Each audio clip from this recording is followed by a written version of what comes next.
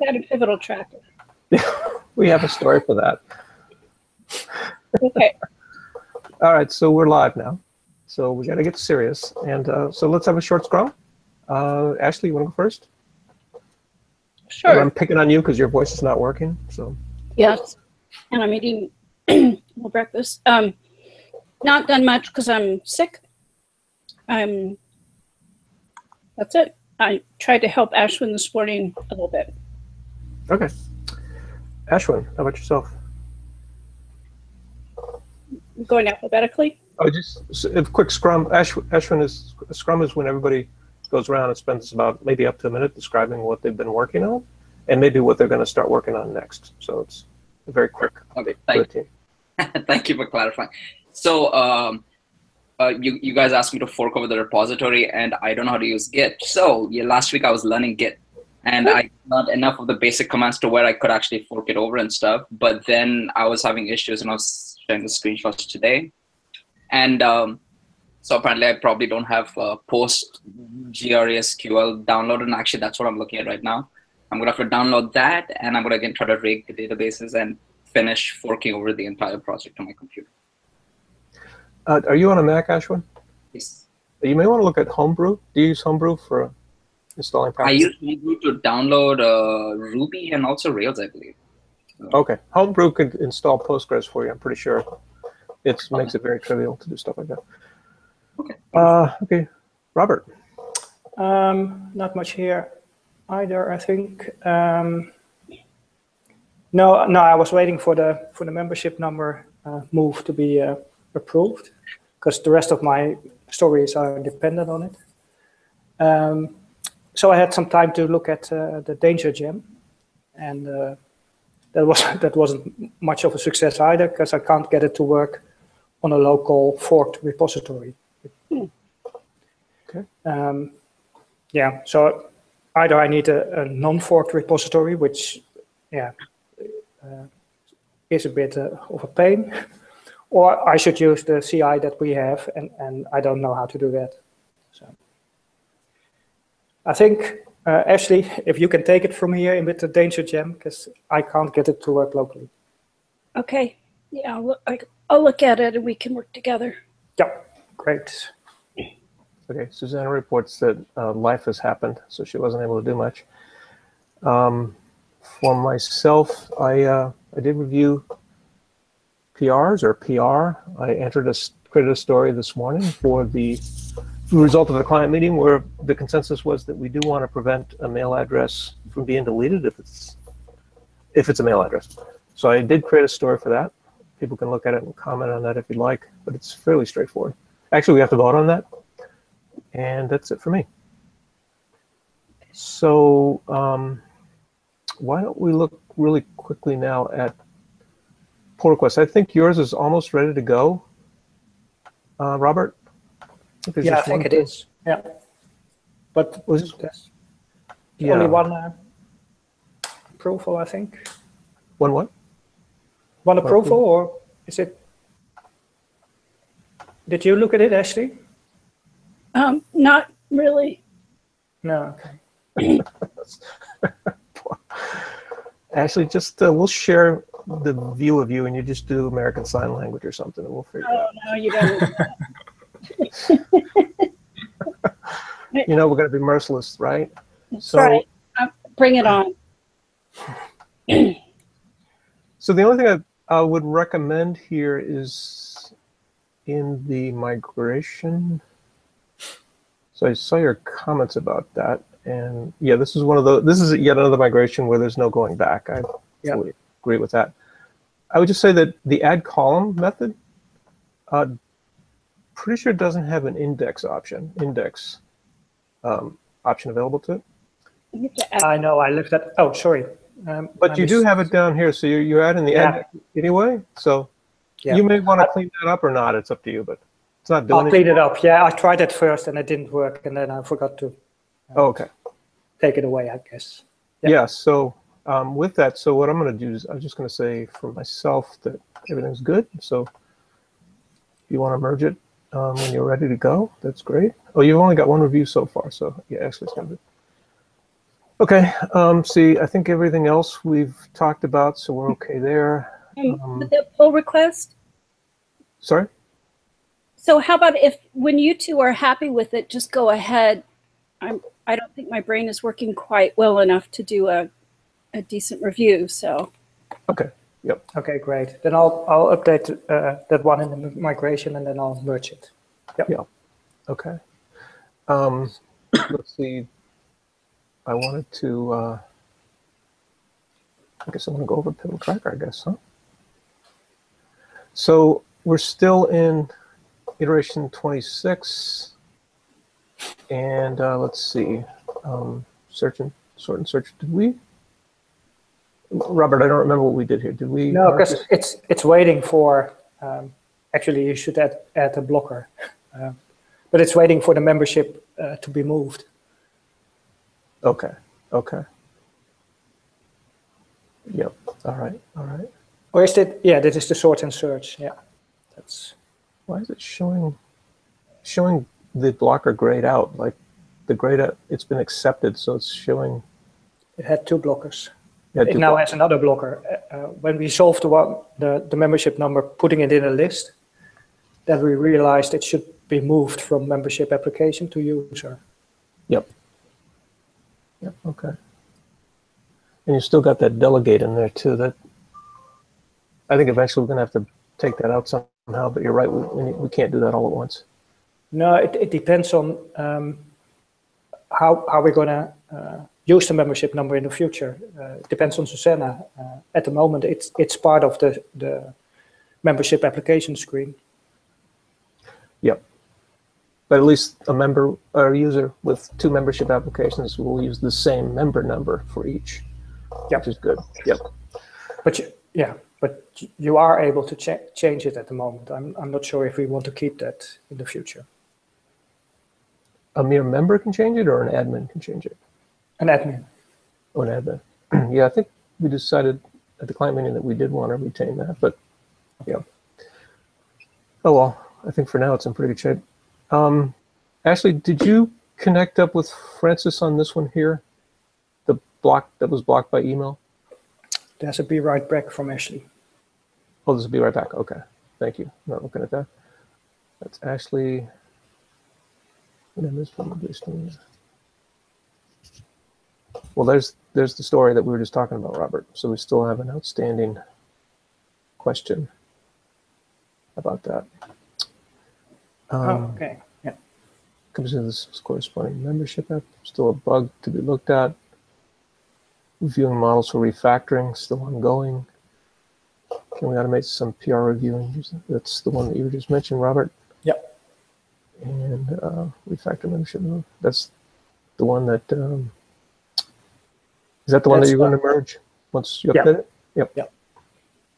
Okay, and then HIP stuff. I've made a lot of progress since last week, but I did read the stuff online from the HIPS folks. They did post a snippet of Ruby code for using the checkout API, which looks, as I would expect it, pretty straightforward. Mm-hmm. The API looks pretty clean. Documentation's got some, I think, errors here and there. I'll probably start updating the Telegram channel with some of that stuff.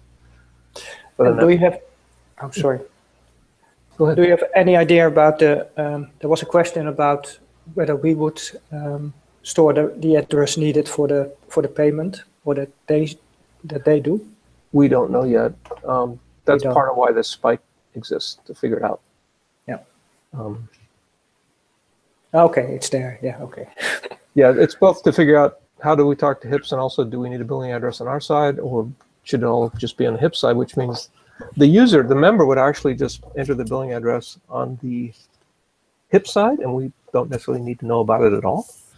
Especially since Bella said she's going to go 100% with HIPS. She's not going to do direct billing anymore of people once we get this turned on, after a period of adjustment and getting people transitioned to the new mechanism. So it'll be a while. Okay, yeah.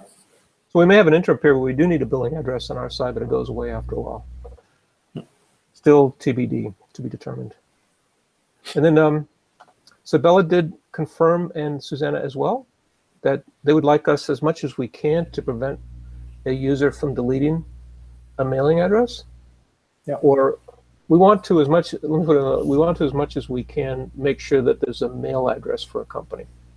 So there's two things. One of which is implemented already, which is if a company has no addresses and they create a new address, we automatically mark that as the mail address.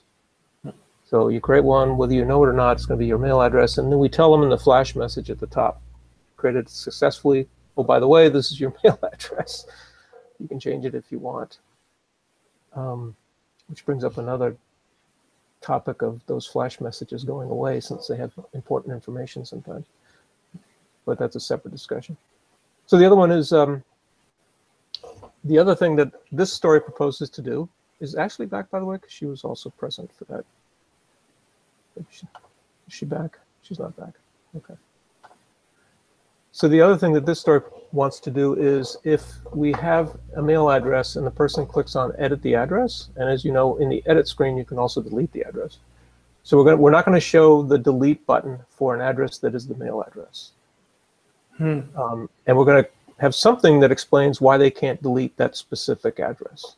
So if they want to delete an address, they'll have to add another address, specify that as mail, and then go back and delete the one they wanted to delete. So just so they know what's going on. Yeah. So this particular one I put as a feature because it's something visible to the client as well as the other users. So we need to vote on this. Yeah. So this is really just detecting if we're dealing with a mail address, don't show the delete button, and put somewhere on the screen some text, or maybe in a tooltip that pops up or something, explaining why they don't see the delete. So with that, we could go ahead and do a formal vote, or we could just do it verbally, which is what we do sometimes, Ashwin, with the easy stuff. You can try it this time to do it officially. You want to try it officially? Well, yeah.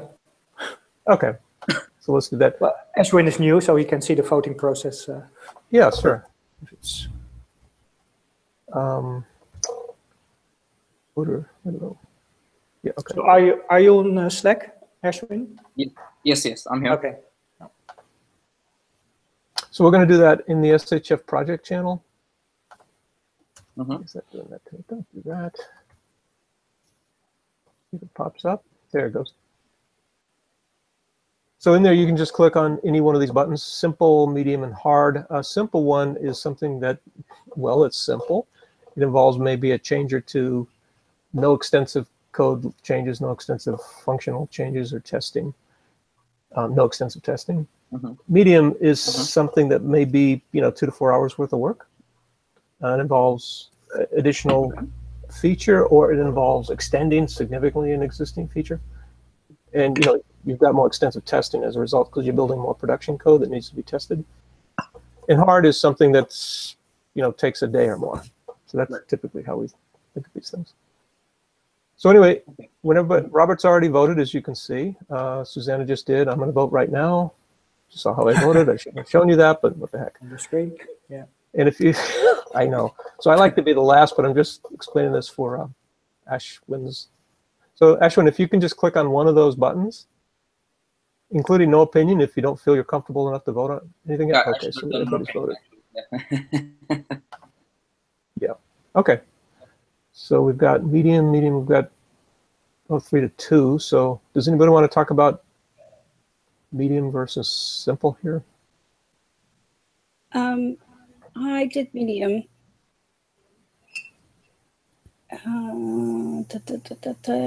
Just because. Just because? I'm trying to think of a decent reason. Well, it's more than just simple. But yeah, I'm fine with it being simple, especially. There is a cucumber test. We have to confirm that we don't see the button when it's not supposed to appear. But that just add a couple of steps to an existing scenario, I would assume. Okay. So you're okay with, Susanna, are you okay with simple? Simple. She said she was simple. She did. Okay, good. All right, thanks for. But I have a question. So right now when we're voting, I was assuming that we are voting on what we're supposed to do, but here we are voting on whether it's a simple thing to do or a complicated thing to do, essentially. We're voting on this particular story on the complexity of it, the amount of effort involved in doing it. So yeah, you're right. Why is it ever necessary to vote on whether it's complex or not? Because the amount of points we assign to it allows us to keep track, and we're trying to ease ourselves into this, keep track of our so-called velocity, which is the number of points we can accommodate in any 2-week sprint. The number of, yeah, go ahead, Ashley.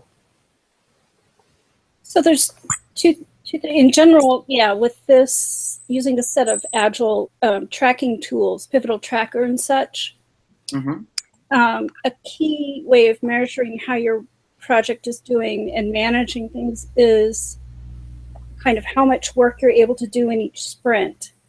And with this approach, you say, we're going to, in one approach, you say, okay, in general, we can do, let's say 6 points worth of work every 2 weeks given. Okay. So this helps us track that. This is a way to track that. There are different ways of dealing with points and managing it. And there are some of us, Patrick and I, who have strong opinions about Robert about this, but that's the overview. So. Go ahead. So you may want to look at Pivotal Tracker Help. I think they have, I'm not going to look at it now, Ashwin, but they probably have an overview of the Agile process itself that they try to implement in their tool. If that doesn't work, just do Agile software development or whatever. You'll find a million places where you can go and read an overview of it. But integral to it is the idea that based upon the team's capabilities, as evidenced by prior sprints and what they're able to accommodate, you can predict what you can do in the current sprint or the upcoming sprint based upon the number of stories you're able to implement. And the stories are measured by points. So if your team has 20 points, according to your velocity, you can accommodate about 20 points per 2-week sprint. Then if you give this a story, let's say 3 points and another one 3 points, etc., you keep totaling up those stories until you hit to 20, and then you stop putting things into your sprint because you've achieved your capacity. That's basically how it's used. And if you click on the analytics tab, either you, Patrick, or Ashwin later, you can see how this tool tracks that. A big difference in different tools and approaches is this tool will track the points and won't let us add more points to a sprint if we're already full.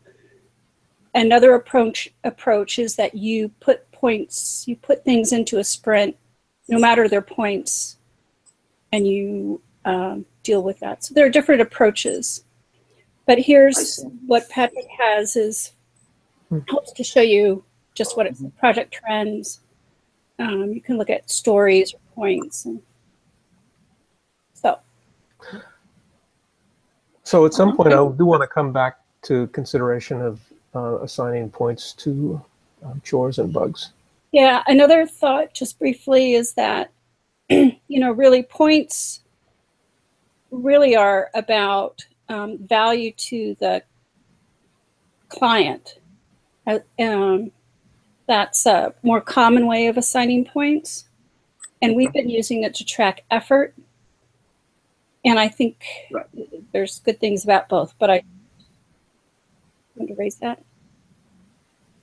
Yeah, that would kick off a whole other conversation. There we go. Bugs and chores again.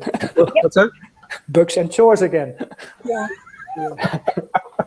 Yeah, well, I'm warning you guys. I do want to come back to that because I feel very strongly that we're treating PT as a spreadsheet on steroids. We're not really leveraging it very well. Yeah. So anyway. I think we all agree, but can we do that on a Thursday? That's Thursdays right. when Robert's not here, Ashwin. That's why he's volunteering Thursday for a good day to help. I see. Yeah, so anyway, Okay. so we got this stuff to work on. Do we need to try to bring in anything else at this point? So I did move up bugs into the backlog. So if anybody wants to take anything over here, the way you can add it to the current iteration is you can just start it. If you start it, it automatically goes to current iteration because it says, okay, well, it gives up. You've started that, so I'm going to move it into the current iteration. What choice do I have, right? So anybody should feel free to go and look at the backlog and take in a story and just start it, and it'll show up over here.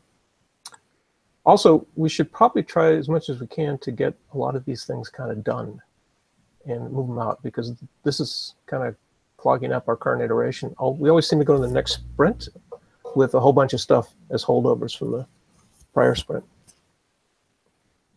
But anyway, it doesn't prevent us from doing stuff new.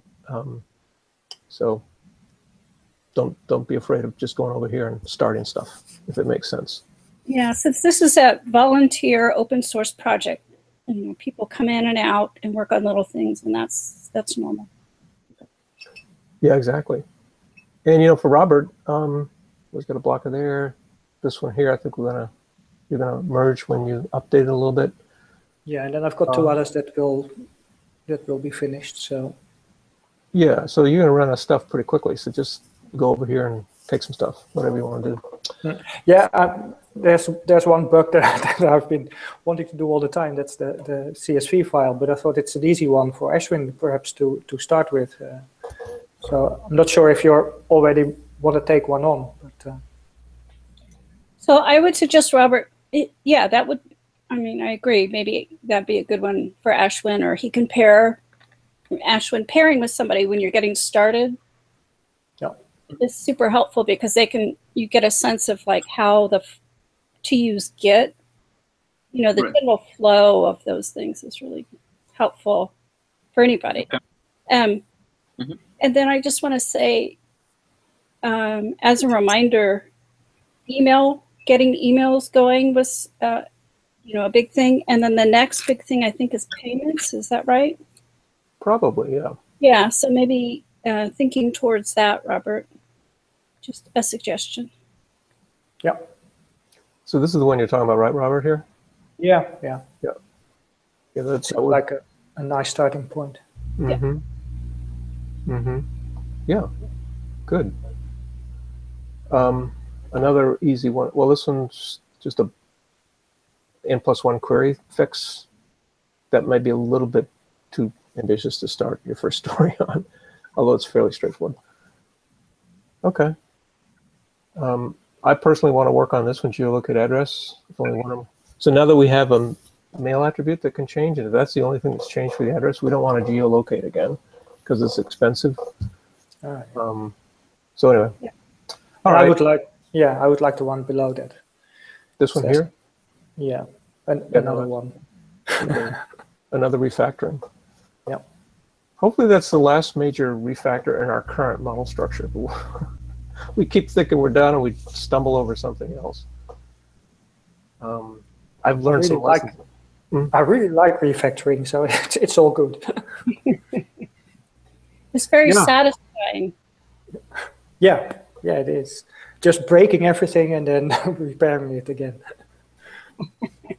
I really like it too, because what it represents is our greater understanding of the actual business structure we're dealing with.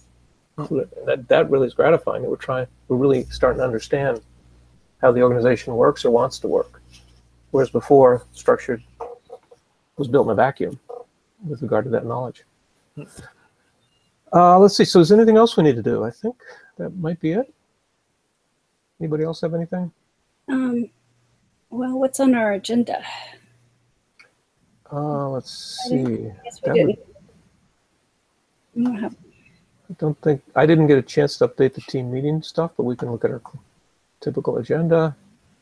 No blockers. We don't have a meeting coming up. Right. I haven't heard anything. I asked Francis to give us a sense of when he might be done with his task. I haven't heard anything. I don't know if anybody else has. I haven't. He probably gave up on us. No, he said he was. Oh, we did. Okay. Yeah, he did. He said he was ready to start work on it. And I said, great. When you have a sense of how long it will take, just let us know. So. Susanna, any email related issues from anybody? She said, nope, great. That's good to hear. Well, we could go ahead and those other email tasks are I think ready to go too. So our next client meeting is, I have it up on my screen. Somebody else can. A week from Tuesday? No, online payment. Susanna, so Susanna, in the chat, what do you mean online payment missed by many? Is that something people are really waiting for? Okay. Yeah, Yeah, understandable. so I have more time now to work on that. So Good. So we'll make sure we're focused on that. I'm sure we can do some factoring as we learn more about that to keep us deep nerds happy. any feedback, Susanna, from your newsletter, from people saying saying this is good, or I wasn't able to create a second address, or this is confusing? None of that either. Okay. All right. Well, it's new. Not that old yet. Oh, and one more question for you, Susanna. Do you know if at the moment there's anyone with more than one membership?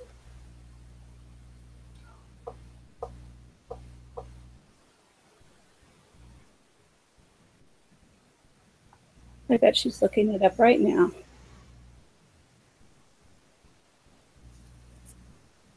Okay, so there's no one in the system at the moment. That's good. So you can't create a second membership app right now in the current system?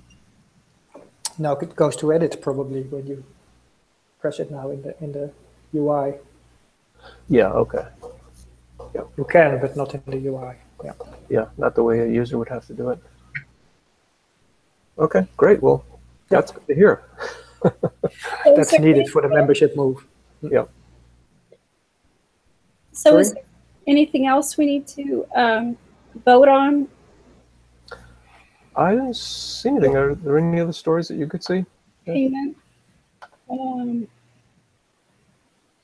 at email, sending emails.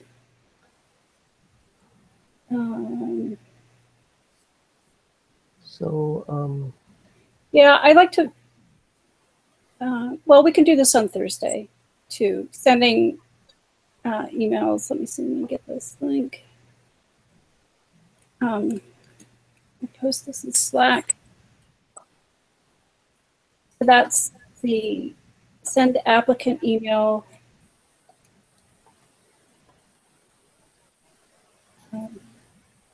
Let's receive. But like I said, we could vote on Thursday. I think there's a couple of those like that. Okay. We could probably just come up with the same number of points for all of these email stores because they're all kind of look alike, aren't they? Yeah. Yeah. If it's only one vote. Oh, we could. Oh. Yeah. I'm still here 10 minutes, but.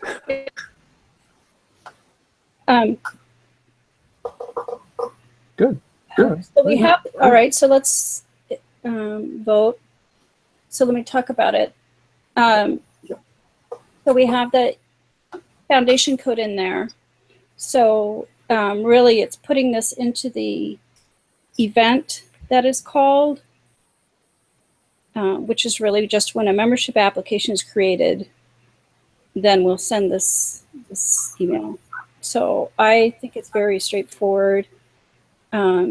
There's no UI to do. We already have the email content and formatting approved. So there's a little bit of slog work to make sure that's good, but other than that, let's see if I can do the voter thing in Slack. Do we have Ashley, before we vote on that, I'm getting a bad echo. A little bit.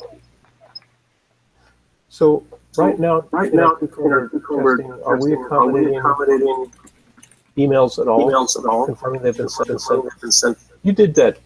For password reset. I think you had some testing in Cucumber to confirm it went out, that the subject was set correctly. So we've interrogated the email in Cucumber already. So we've already established that. I think that's the case. So I was just asking because if we hadn't done that, that would increase the effort of this story, but I think ground's been broken on the Cucumber side for testing emails. Which means they're sent, they're delivered to the from address. The from address, the receiver can open it. They see the subject line. They can query the body of the contents of the body in Cucumber. So we've already got all that in place, at least a starting point. So I'm good. Never mind.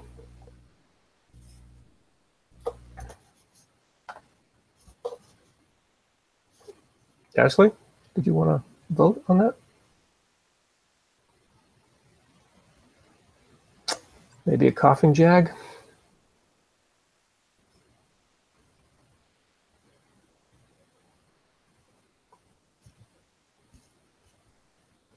It's you, Patrick. Ashley already voted. Oh, she did? She entered on Slack? Oh, sorry. Yeah. Oh. Just you. I thought you were going to just close up the discussion. Okay. Echo. Oh, I see. It is me. Okay. I'll mute. Do you want to reveal it, Ashley? I could.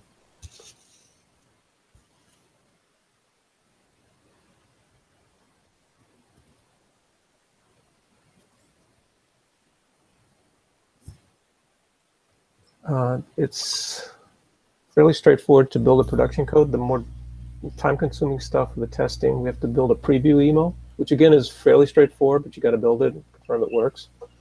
We also have to build Cucumber testing around this, so that when this event occurs, an email does go out.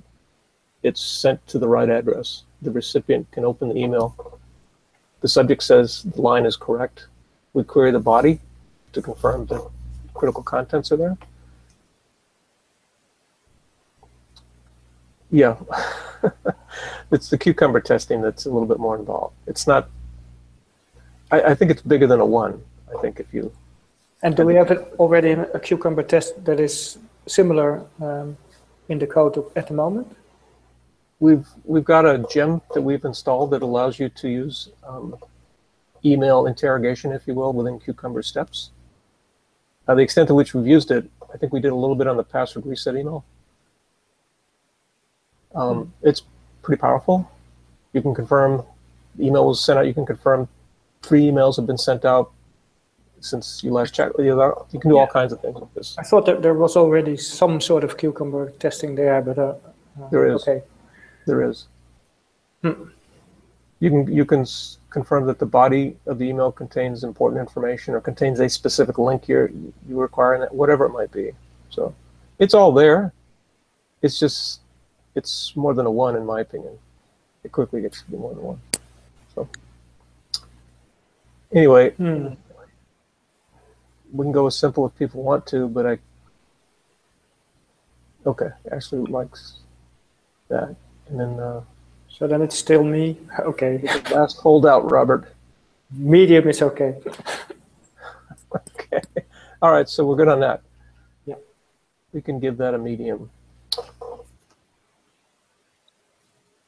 And it gets our average or our velocity up. That's nice. Exactly. Yep.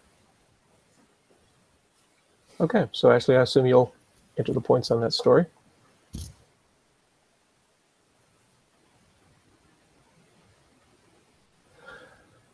All right, I think that's it then. Okay, now there's one question. Yeah, should I update the? Can we update the points to? I would guess that the rest will be well. Go ahead. Can we update? What was the question? Ashley? Can we set points? So if we sent, there's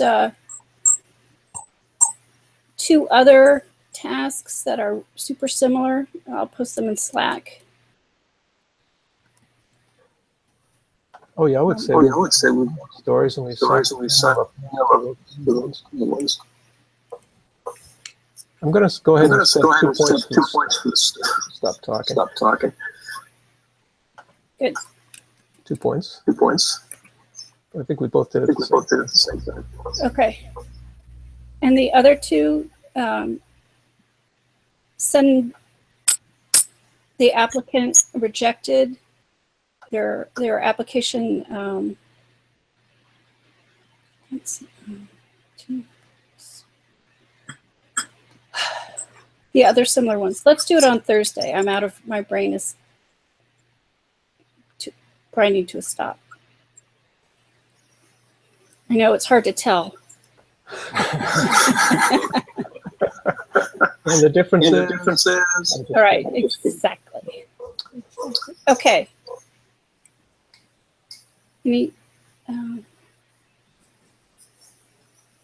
Yeah, Robert's got a good suggestion there too. So let's do that on Thursday. Come back to those. Sounds good. Okay. Great or double great. Sorry, Susanna. I had to. Excuse me, Ashley. I had to mute you. And to add insult to injury, I called you Susanna. Par for the course, right? All right. I guess we're done then. Great. So I'm not leaving before time. Oh my gosh. How'd that happen? Well, no, we're going to have to prolong it then. All there's to it. So see you Thursday all. All right. Take care, everybody. Bye-bye. Bye now. Bye.